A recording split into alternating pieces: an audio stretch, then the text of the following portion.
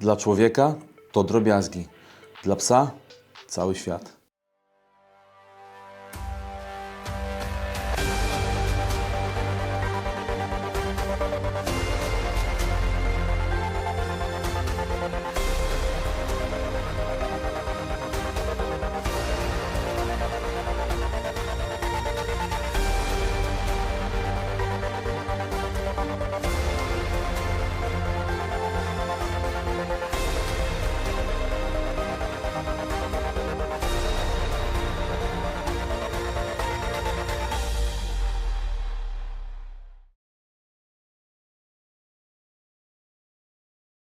Stała pora spaceru, ten sam kierunek drogi, ten sam zapach trawy, to samo miejsce, w którym zawsze się zatrzymujecie. Dla nas rutyna, dla psa bezpieczeństwo. Pies nie mierzy czasu zegarkiem, on mierzy go powtarzalnością.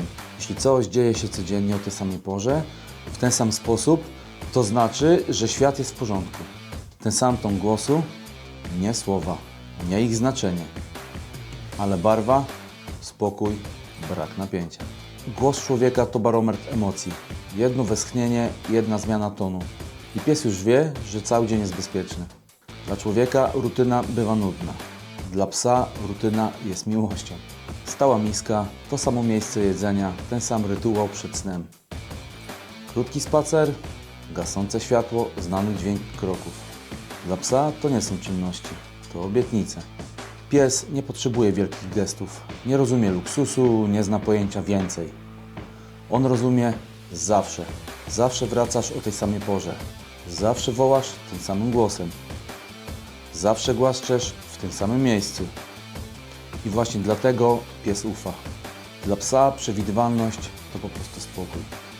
A spokój to fundament relacji. Kiedy rutyna zanika, świat psa zaczyna się chwiać. Nie dlatego, że pies jest słaby, ale dlatego, że jego bezpieczeństwo zawsze było zbudowane na stałości. Małe rzeczy, ten sam kubek na stole, ten sam zapach kurtki, ten sam dźwięk kluczy. Dla psa to sygnały, że wszystko jest na swoim miejscu. Miłość psa nie objawia się w emocjach, ona objawia się w zaufaniu, w tym, że pies kładzie się spokojnie, że zasypia, że nie musi czuwać. Rutyna nie jest więzieniem, rutyna jest językiem, którym pies rozumie świat. Najpiękniejsze jest to, że te małe rzeczy nic nas nie kosztują. Nie wymagają siły, nie wymagają pieniędzy, nie wymagają perfekcji. Wymagają tylko uważności. Stała pora spaceru, ten sam ton głosu, powtarzalność jako forma miłości. Bo dla psa nie liczy się, jak wielkie jest życie, ale czy jest przewidywalne i bezpieczne. Jeśli masz psa, zastanów się dziś, jakie małe rzeczy są dla niego wszystkim. Jeśli podobał Ci się ten odcinek lub myślisz, że możesz zainteresować kogoś z Twoich znajomych, zostaw suba, łapkę w górę i podeślij go innym. Dzielimy się takimi spostrzeżeniami, bo po prostu uważam, że warto.